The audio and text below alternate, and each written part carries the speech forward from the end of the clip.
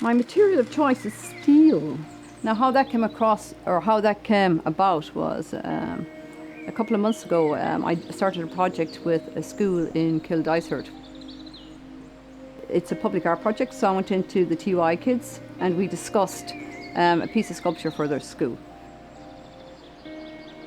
And we decided we'd do it in steel because it has to be a permanent material and it has to be something that's very durable, because you're going into a mixed secondary school where it can't be something flimsy because they would kill it in about 2 days. So it had to be something very, very strong. So we decided we'd work in steel.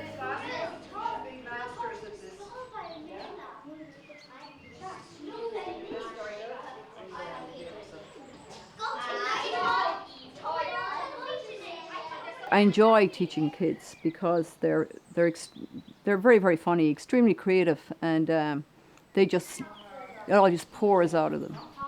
I've got kids they start at 6 here and they go up to Leavenswert.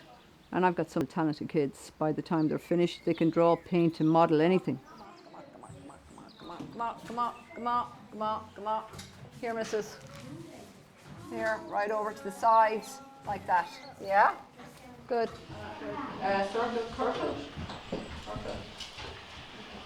It's great to actually have participated in bringing these students to that level of expertise, you know, and it's great. I love it. Absolutely, really like it. Curve here underneath the nose like that. Yeah. Remember that one? This is the top of the lips on Bale. Yeah.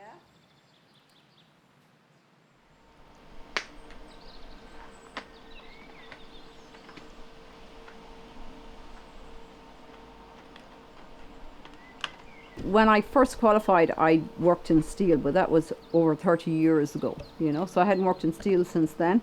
So I said, okay, if I could do it 30 years ago, I could do it now.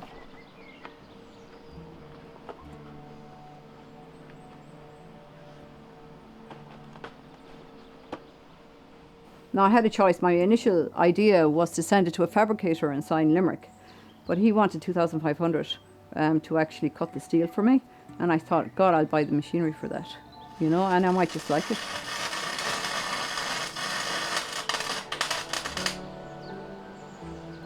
You know, and I must say I love it.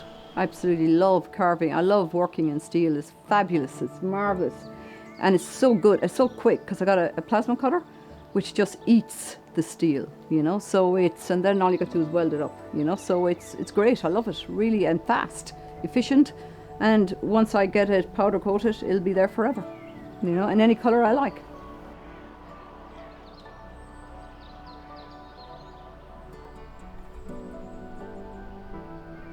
Why there's so many sculptures here, it's like the graveyard for my sculptures, you know, like they've already been on exhibition in different places. That was in Glore. I ran an exhibition for years called A Noon is an Owl. 10 musicians created 10 new songs and they handed it on to 10 artists who then created art in direct response to the music.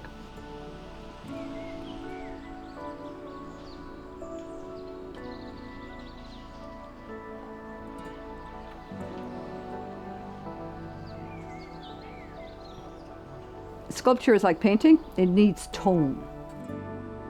I like the idea, like the Greeks, they used to paint their sculptures, a bit gaudy now, but it's a nice thought.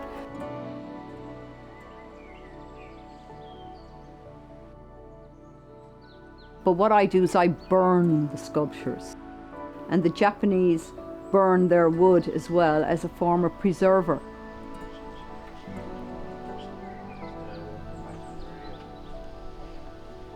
All crackles and blisters and there's all this crazy stuff that's just fabulous, you know.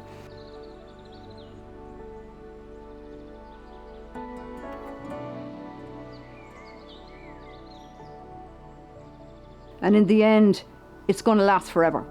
It's perfect because I just sold a piece that went over to England, and which I carved five years ago, and there was nothing on it, nothing. It was perfect, absolutely nothing, no rot, no nothing.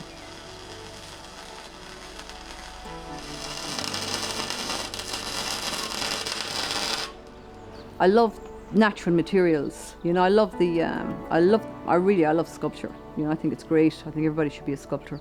You know, I think everybody should be an artist. because what a way of passing your life, you know, like everything is beautiful. Like you're looking at the colours in the trees and the colours in the sky and the colours in the flowers, and everything around you then becomes an art piece, you know. So yes, everybody should have an education in the arts.